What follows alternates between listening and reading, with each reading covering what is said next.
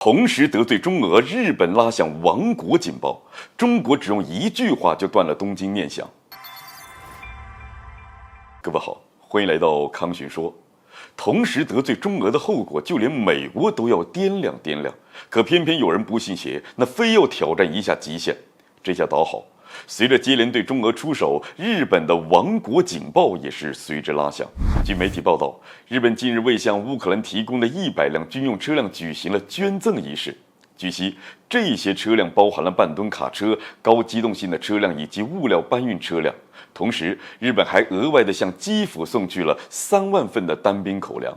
那虽然说东京这次向乌克兰捐赠的跟其他国家不一样，并没有包含诸如坦克、火炮等杀伤性较强的武器，但是已经算是突破日本自己的底线了。那此前提供的只是防弹背心、防弹头盔、防毒面具以及小型无人机等物资，这100辆军用汽车已经属于大型的军事装备的范畴了。那截止到目前为止，这就意味着东京已经开始对乌克兰打开了提供更广泛军事装备的大门。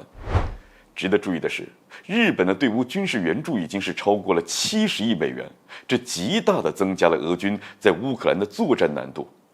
除了跟俄罗斯对着干以外，这东京的2023年版的防卫白皮书草案还明确地提到了中国。据悉呢，在这份草案当中，日本特意提到了要拥有反击能力的必要性。那具体来说呢，就是要从美国购买战斧巡航导弹以及自主开发国产巡航导弹。这份草案指出，由于日本被中国等国家包围，因此本国的安全形势已经是进入了新危机时代。从分析人士看来，日本的这份防卫白皮书草案，与其说是为了应对新的危机，那不如说是在针对中国。早在去年，日本防卫省就已经将中国5大战区的指挥部是纳入了打击范围当中。这次自主研发和购买美国的巡航导弹，那实际上呢，就是在为达成这一目标进行努力。那这一点，咱中国是不得不防啊。或许有人就会问了，日本这是吃了雄心豹子胆了吗？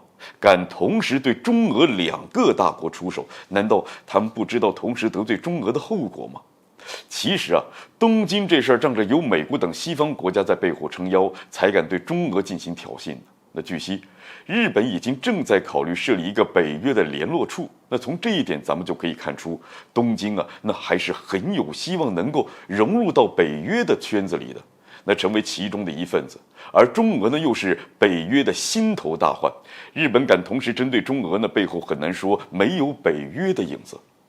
当然了，对于日本和北约之间眉来眼去这事儿，中方的态度很明确，亚太地区不欢迎阵营对抗，更不欢迎军事集团。